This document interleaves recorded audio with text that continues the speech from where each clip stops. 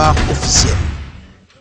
Basi ba clôture ngona manzanza ba député provinciaux bola la pongi na éviter ba komo sakana biloto ni ba député provinciaux bo samsala nazali kobelela Mike Mukebai olemba nini Mike Mukebai po Mukebai azali mutu wa motelo mazo lobana ozo croiser ko lobata yango abundaki ko na confinement ya William Bunda kotangisa tina TV sotali ngotani sotali lo lembe zo bimana nzoto soma baby sinde okabona peuple neba kusuba votaka à l'époque pour nenga zalaki mais quand baby ça va voter sur telelo même pas chef à quartier même pas chef à rue na oti ko loba awa peuple azara ba devoir na ye mais azara ba droit na ye mais lelo ndre ba animateur politique na biso bozo mona ka ondire ke peuple azande na yende ara ba devoir ko sala affaire l'état mais ba droit na ye qui fait l'autre La barre officielle.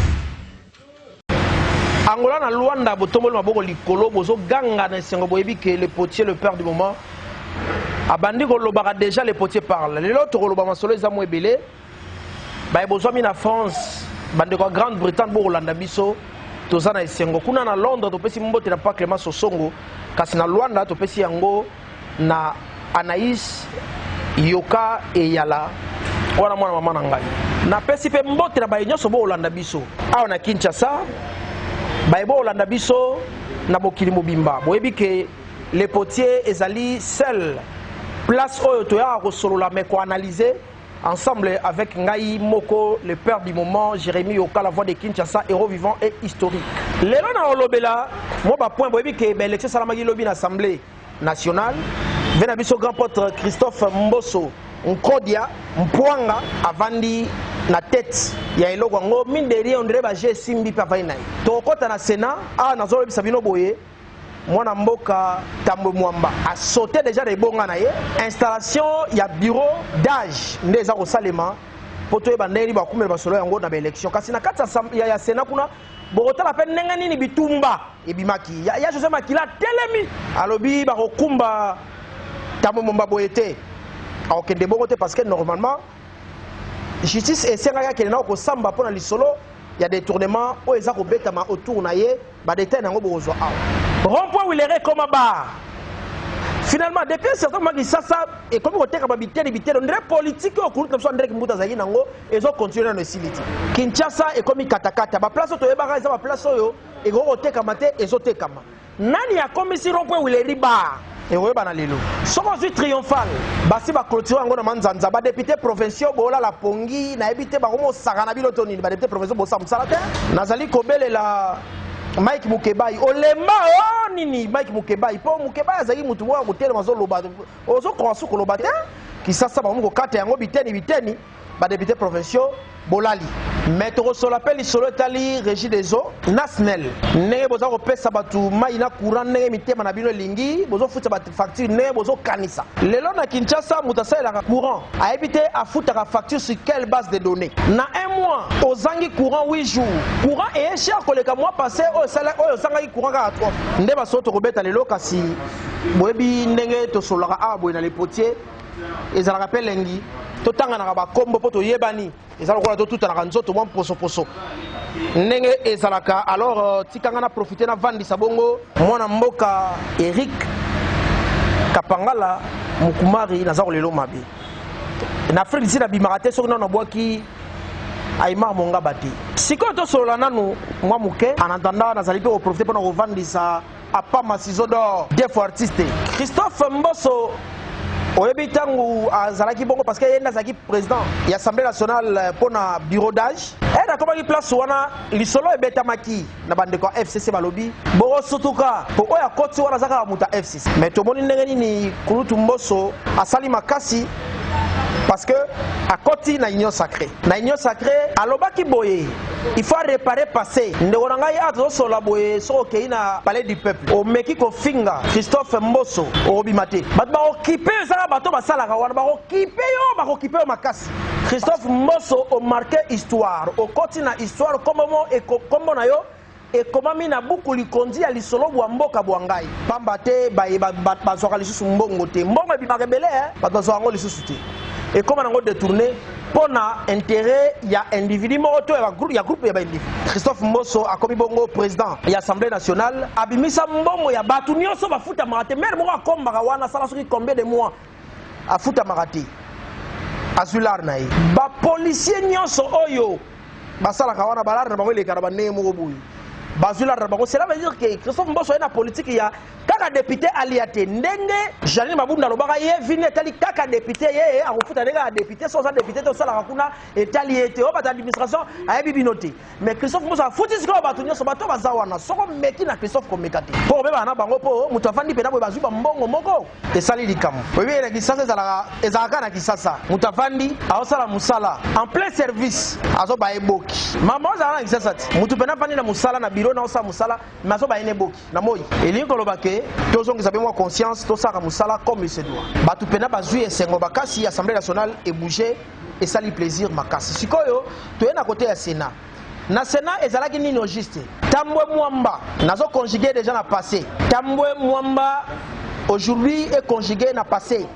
comme ancien président ya Sénat na Sénat ndeko na ngai na lobaka likambo balebele toye kola kotala entourage na biso soki entourage na yo eza mabe okokende musika te Paul Nyuka soki basangani na savon baye kovanda pembeni na yo kombo na yo kotela okoma propre mais soki souci na souffrance et ovandelo pembeni kombo no AVC siko sala choix entre les Nyuka na savon pe souci oponi nani oponi badani bazala pembeni nalobi Tambwe Mwamba batindeli ye mokanda po kende kosamba d'abord so senga koyeba ke procureur asengi na Sénat bapesa ye Tambwe Mwamba kende kosamba pour lisolo ya détournement 100 millions de dollars américains ba sénateur ba rejeter yango baboya yango na muteba moko mais na ebisi yo ke bagarre o ebimi wana José Makila a telema bon yo kotaka na kata ya Sénat mona lisone ezalaki olenga na loba yo mona ndenge ezalaki Kevin Peniel tikela biso bana mona ndenge nini bagarre ebimaki kuna makelele José Makila a telema bandi koganga.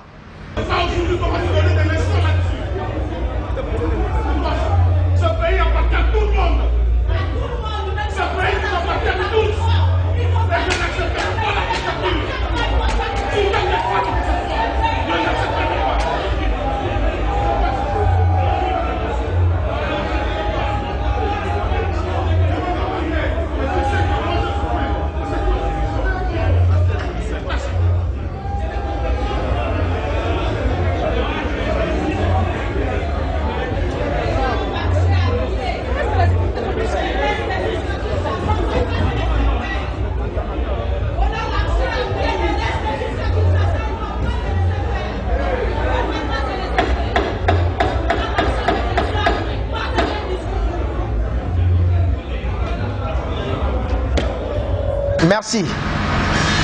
Nabandi bomoni ndenge nini mbutu kotaki na Sénat ce jour-là. Nyonso wana ezalaki juste tamama na suka aya ko sala interview a expliquer lisolo baza ko détourner a expliquer ndenge nini nazaki na mbongo wango ndenge nini azongisaki yango déjà. Eza malamu lokwa ba sénateur wa boyi mais na bandi place pe ya kitoko ya kokende ko prouver innocence enga eza na justice.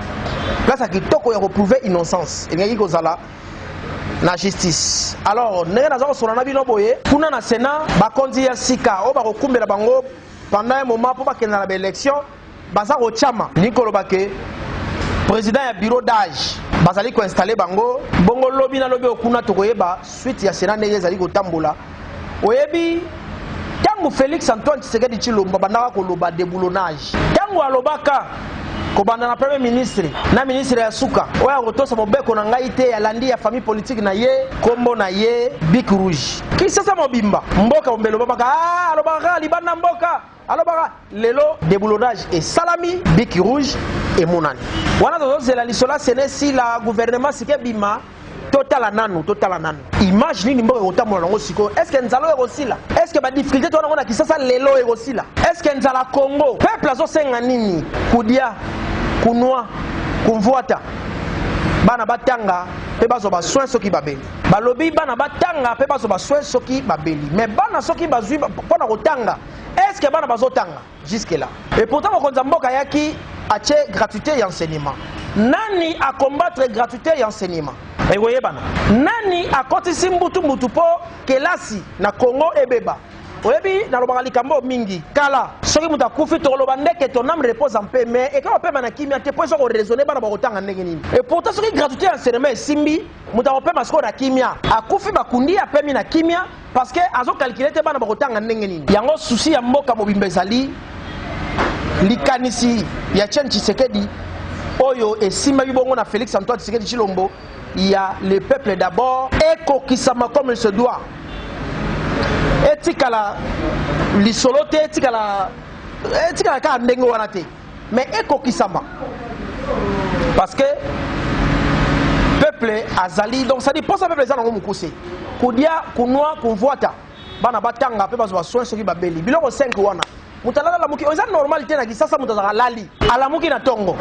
Azoko hotel manambe tout est pas so calculer ah na ola muka awa bana nga ba kolia nini pongezo kata mutu na 2h du matin pona calcul ya ti ba ko déjeuner nini ba kolia nini ndé pas ça na Congo boyebi ke bakangaki bakuluna mikolo eleki mine de rien bakei kanyamaka cessé baloni masangu ebele ndé pas ça na biso yango wana masangu wana pe ekita boye mona na po bis bukanga lonzo fait okaka masangu be bukanga ya bukanga lonzo to mona kati Zalega baloni masangu et comme tu as masangu et bimisa université ndeto zoboya alors nasuka to kwa kotunana en attendant boyebi ke na basango na biso mwana mboka Willy Bakonga sreatali makambo ya bitelo comme on est tangami mingi na lisolo ya détournement na ebité et tension ni ezalaki na papa oyo ko yonde ba tie lokola ministre lokola mokonzi wa yambo ya mambi matali bitelo boni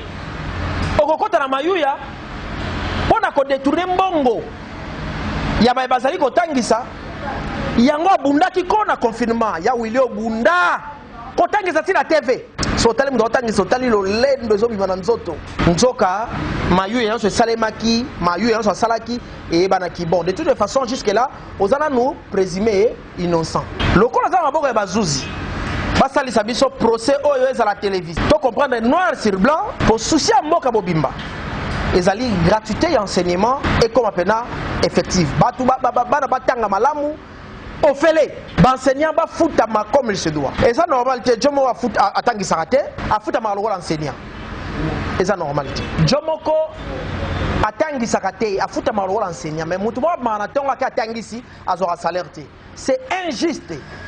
C'est inhumain. Et ça, mon sika à cause de la bonne moto. Attends la bonne yamba, ça fait normalité. Pour moi, soit on battre la biloko ba pesi ya la sécurité nango à cause de la obeleti kolo eloko ya reçoit biloko na ye ndemwa à se libérer. Donc même moi aro sa biloko ndenge wana ti. Ezali mon sika ya bonne moto. En tout cas, to sengi na justice congolaise lisolo ya Willy ele kabongote. To landa yango de près. To yoka ebandaki wapi ekotaki wapi esukaki wapi na ba mille et quelques écoles ba sala ba la biso ba école ngo sama na ba ville nini na ba province nini na ba ville nini na ba village nini ba école ba lo ba sala wana soki 1400 écoles côté nini en tout cas Congo eza na passe toujours beaucoup de difficultés il y a développement parce que les politiciens ont traité plus de problèmes politiques que de problèmes sociaux. Les lois sont notamment les transports, comme ils passent 6 mois en embouteillage et tout ça, parce que l'État a mis les bandes pour contrôler les transports. Parce qu'on contrôle, c'est bien qu'on contrôle. Mais est-ce qu'il faut contrôler en gros Kaka. Pona, quand il y a fouti mikanda, il fouti taxe à l'État, donc il faut qu'on lande la paix, il y a la hausse des prix. Et ça, normalité. Ministre provincial et transport, il y a ville à Kinshasa. Aouti qu'on fixé prix à transport il n'y a pas 2 mois, environ 2 mois. Mais dans Kinshasa, Moutou, azocha prix à transport ne mouté mané et lingi. Où en est le ministre? Et ça normal, il y a un bandeli lisusu. Koutou nanga Mike Mukebai, Olemba nini pour les députés provinciaux. En tout cas, on dirait bozo kipé na binoté. Nek sasa yango eza kotambola etali nango binote nek nchasa yango eza kokende na lire auto za kokendele to lala to lamuka to ya obeta lisola mabe pamba parce que l'état a commis ko déployer peuple ko futa taxe eza normal eza devoir civique mais na retour peuple passe la posa ba droit na ye wano ndebo zo betango kaka eza normalité tant nous avons des députés provinciaux Kebolali. Pardon, na rentrée parlementaire na bino oya aboye. Bon bano likamba rompa wilero e koma ba.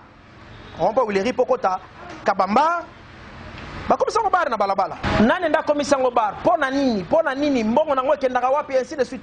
Donc Kinshasa komika partout baye bakati bakangi. So kei na boulevard Triomphal, basi ba clôturer. Na batol, ba linga sala nini?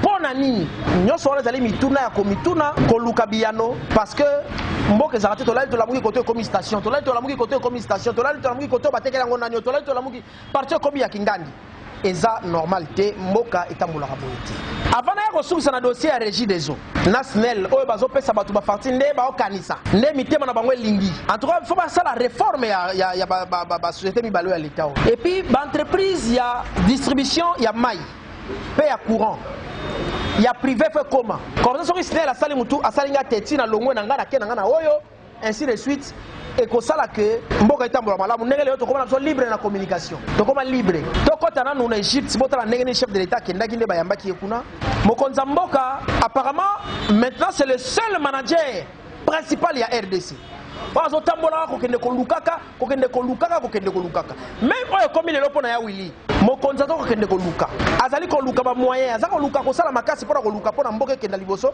ba ministre bazo détourner eza normal Tala Banque mondiale ou a pesa biso 800 millions de dollars américains habité na repesa na nuté pona yoki kuna bozo yiba loka bozo yiba na dossier to yoki ba yibi kuna to ngi to pona na clair nani asalaki nini nani azwaki nini to yoka pe ba sanction na bango bongo to repesa sinon financement aux alati mais en Égypte kuna mokonza mboka basali moi collaboration moko na ba égyptien lisolo ya fibre optique o to kendela ka mwanda lisolo ngwe lala ekendaka ka boye mutuna makolo et banit chef de l'état a vu financement il y a 1,4 milliard et quelques de dollars américains et va permettre de relancer fibre optique wana mais ce sont des dossiers il y a Robin sa bandeko bataki makambo wana na époque wana ya ndeko matata mponyo na époque wana sikoyo mbongo ebimaka mpona fibre optique lelo Joseph Kabila ngani balataki babere nyonso mabimisaka mbongo mpona fibre optique esuka wapi ebanda wapi ekenda ndenge nini tie telema kaka boye ekoma nango lisolo lokwa ndoto baba nauti koloba awa peuple azala ba devoir na ye mais apena ba droit na ye mais lelo ndele ba animateur politique na biso bozomona ka ondele ke peuple azane yende ara ba devoir akosala envers l'état mais ba droit na ye ezokipe bino te eza normal te botala siko chef de l'état la délégation na yende bakomaki na Égypte qu'est-ce qui s'est passé nini basololaki dans quelques minutes et puis on va revenir. Mardi 2 février 2021 était une journée très chargée pour le président de la République, Félix Antoine Tshisekedi Tshilombo, au pays des pharaons. À 10h30, le chef de l'État fait son entrée à Ataïdia, résidence officielle du président égyptien Abdel Fattah al-Sisi. La Légion d'honneur égyptienne affirme saluer le passage du 5e président congolais, ce qui a marqué les temps forts de la journée. Les deux chefs d'État africains ont eu un tête-à-tête de plus d'1 heure. Les relations bilatérales entre Égypte et RDC, les projets d'intérêt commun, les conflits des eaux qui opposent l'Éthiopie au Soudan, ainsi que le partage d'expériences sur la Covid-19 sont là les grands sujets débattus entre les deux hommes d'État. Il faut noter que les deux chefs d'État sont déterminés à fructifier leur collaboration pour pérenniser les bonnes relations qui existent entre Égypte et République démocratique du Congo depuis leur période des indépendances. Après le tête-à-tête, les deux autres autorités se sont livrées à la presse. C'est pour moi et pour ma délégation une grande joie de me retrouver ici et surtout d'être reçu en frère par le président Sisi qui, d'entrée de jeu, a rappelé les excellentes relations qu'il y a entre nos deux pays depuis très longtemps, depuis les années des indépendances en Afrique. Et il a insisté sur le fait que nous sommes le prolongement de ces excellentes relations et a promis son implication personnelle pour que mon pays, la République démocratique du Congo, retrouve la stabilité et la paix. Je me réjouis de cela parce que c'est l'une de mes priorités celle de ramener la paix et la sécurité dans tout le pays et surtout dans les zones actuellement de turbulence à l'est et au nord-est de notre pays. Le président Al-Sisi a encouragé les efforts que nous fournissons actuellement au niveau national pour stabiliser le pays politiquement, en plus du côté sécuritaire, et a promis d'être toujours à nos côtés pour nous aider à aller de l'avant. Il croit, et comme moi, que le développement ne peut pas se faire sans la stabilité et sans la lutte contre les antivaleurs telles que la corruption et l'impunité. Il nous encourage à continuer dans ce sens et a partagé avec moi l'expérience de l'Égypte, qui est aussi partie en 2011 d'une situation d'instabilité, mais qui aujourd'hui est en train de performer sur le plan économique. C'est un modèle que je me suis engagé à suivre et l'exemple est là.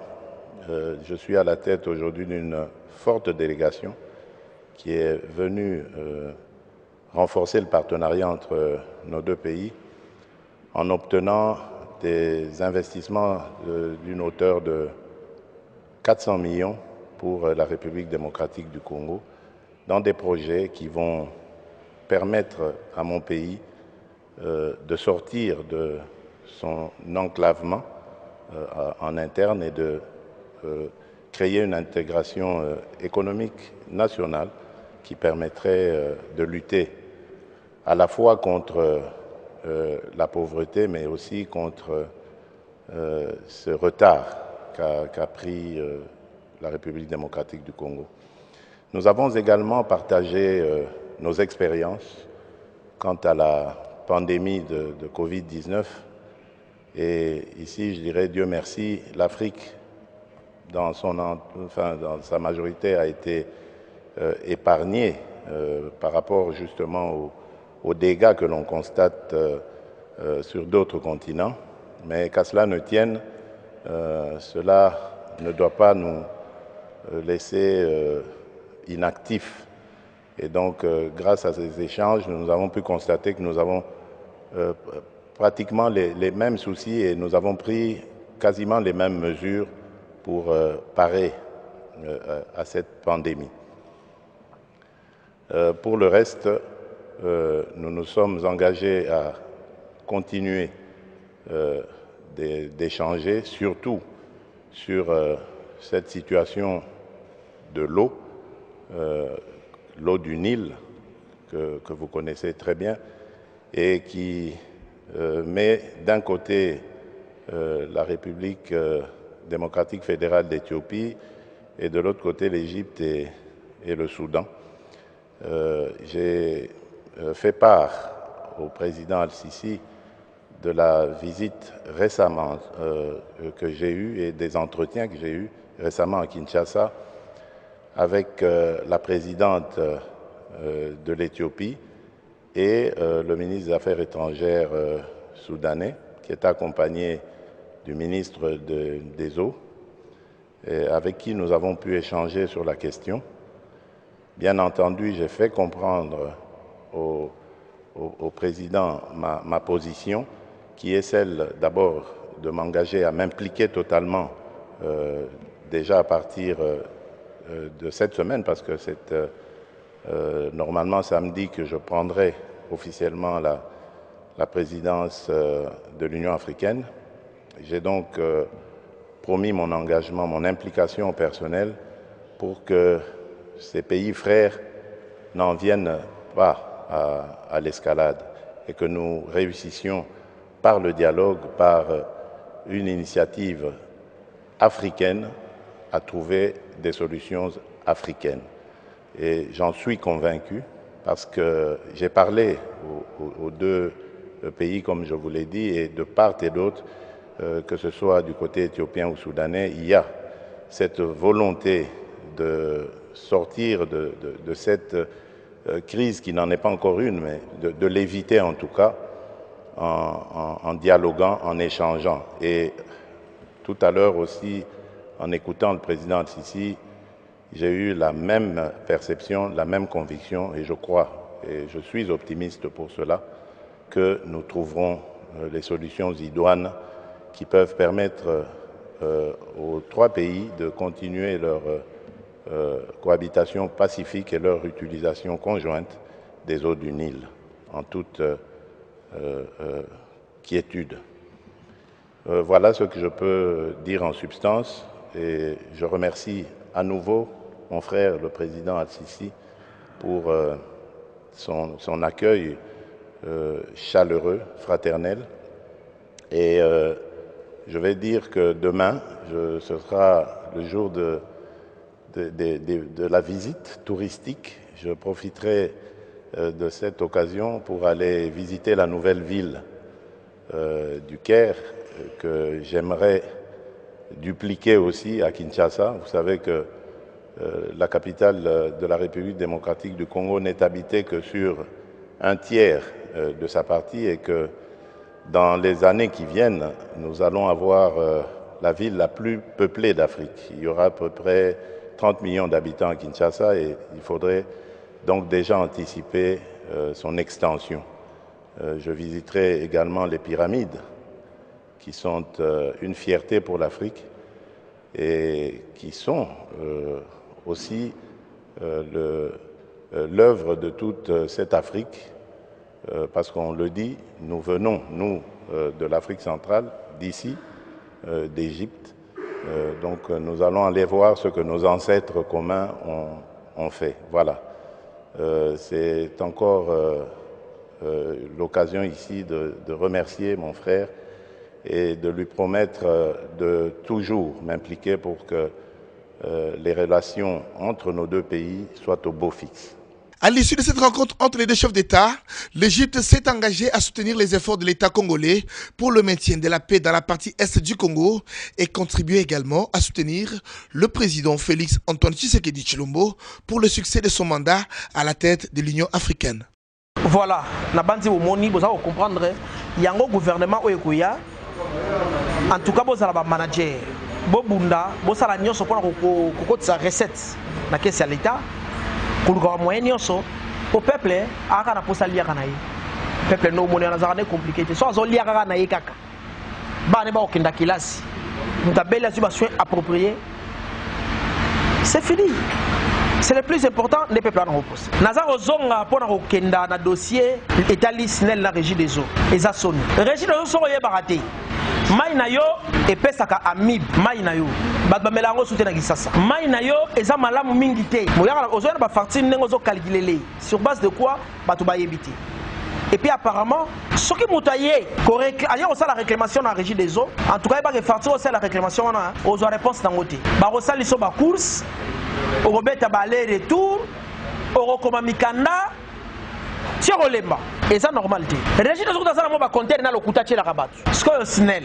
Courrier, il y a qui 10 heures, qui a 12 heures, vous vendez 16 heures, courrier, na 20 heures, qui a na fin du mois, et puis vous savez, 2 semaines, sans courant, na fin du mois, bah, y a comme mamika, oh, mutema na bango lingi, mutema, bah, SNEL, bah, pesa rabatu facture, oh, mutema na lingi. Par exemple, dans le mois de décembre, 30 jours, il y a mois, ou 31 jours, SNEL a foutu si 31 jours, par exemple, au salaire courant, 26 jours. SNEL a payé facture, il y a 56 740 francs congolais. En janvier, au salaire, 15 jours. Après, on facture à 100 000 francs. Sur quelle base de données peut atteindre au sali la démarche et tali bangote? Il y a un autre sali qui senga. D'abord, on y biso pe ba congolais to ba kinois. On est tous à moi lâche. Pour te refuta kaka. L'État sali sa biso. Na ba entreprise a minene oyo. D'abord, ma ya régie des eaux. Les arabienté, les sécurité. Parce que comment azana mai na imora melaka sombaka amelaka. Oyo wana esokolande bilamba ta musuna nzoto. Eza pasi. Toza kokenda lokola na zamba onko ya zalaka te obike zamba onyamaza te ata fourmi akokota bien le roi de la forêt fourmi akombenga le roi de la forêt na zamba oyo nyamaza te Attends Koba, à Rokota na sama, Zambo Nyamazate, je suis le roi de la forêt. Mais quoi parce que Nyamamususu, Azat. Yango, na sengi, na motonyoso, a Telema. Telema na quoi na Ozali, na Mosala Oza Osala. Il faut mituna, Ngai, na Zopesa Congo, Nini. Na retour pe Congo et Pianga Nini. Lelo, gouvernement o Ekwei. Bande kwa IGF, pardon, Bosali Sabiso, toi na posa toyeba, basoki ba ministère bango wapi, basoki côté Nini, avant remise et reprise de Salim. Tomi yebelera comme ça ego aider biso muso akomi ministre ayiba mingi te ayiba te azo bobangi ko ça normal te muto salaki ministre asali une année comme ministre abibi na 30 ndako après to ko wana prêtre ara immeuble boka misik na boulevard du 30 juin à ce moment combien 3 millions à ce qui na une année 3 millions so minda et ça passe c'était les potiers parle et si ka to développer ka to betaka moma solo biso na bino na cadre ya ko analyser côté la situation mboko ndenge zali ko tambola côté la masolo ndenge zali ko kini ngai na sili saka boyete parce que boyi biso na kisasa libanga za coutume soko boaki te za lo wana zo sali rien soki o boaki te za lo kola o sali rien. Nazali ko vandisa honorable Fofo Konzi. Il y a Fofo Konzi, Nazaro confirmé Fofo Konzi 3 fois prêtre. Il y a Fofo Konzi, Nazaro Lelio Mabe, il y a Fofo Konzi, na Lelio Mabe, il y a Fofo Konzi Lelio 3 fois. Na Lelio 3 fois. Fofo Konzi. Nazaro Lelio Fofo Konzi Mabe. Il y a Fofo Konzi, grand frère propre. Il y a Guy Moller Mapamboli, grand frère propre. Ya Zulukake mais ya Deborah Piambape ya bana tout ya Katanga na lobaki likambo na kisasa to na Congo to fota pour ba parti politique te ba konza ba parti botika folie na kingabota to bandeli ba election ba voter ka Shekoko na Katanga na to bandeli ba election ba voter ka Fofo Konzi na Funa ba voter ka Francis Kalombo ba voter ba tu awa pour ba parti politique te pona ki mutu wana ninga sola na kisasa ba voter papa Molière pour na parti na bangoti. Pour muto wa vie Molière wana soka postilaka na Bukavu banga ba voter soka postilaka na Bandundu banga ba voter et ça par rapport ya yenga zalaka ye vie Molière nenga zalaka soko baby sinde okaboni na peuple ne ba musu ba votaka ye à l'époque pour nenga zalaki metanga baby ça ba voter les soutelelo même pas chef à quartier même pas chef à rue donc ba konza parti politique botika ba folie na Congo to votaka batu pour na combo ya parti te sika ngai na confirmer Poker Mbaki na capitale ya Luanda Poker Mbaki na zolelo mabe mais nazali pe kolela Toms Chamala Dadi Kabeya 1000 pattes tala mutu bien mais aza 1000 pattes mutu jina mujinga ma popi petit chef propre Anifa Koufi comment moi na potonet ibaje. Allez, le potier, le père du moment, il y a Lelo et si les liens. Ce qui on s'appelle na mosala te. So s'appelle na moté comme la biso. Ba remarque comme la biso. Il y a Robenga numéro zawana. Toza 24 sur 24 na WhatsApp et puis n'appel normal. Derrière la caméra c'était Deborah Kapiamba. Kapiamba, il y a ba Deborah. Moi, je suis manipulé à 4444 boutons à caméra na 4 secondes ya pamba.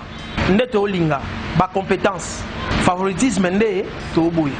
Kevin Peniel, azaki na réalisation, coordination assurée et rassurée par celui qu'on appelle Priscilla là-bas, arbre de la paix. Tosugia. Mais yebiselangai apa ma ciseau d'or. Ce qui était qui s'est commis salité. À la barre officielle.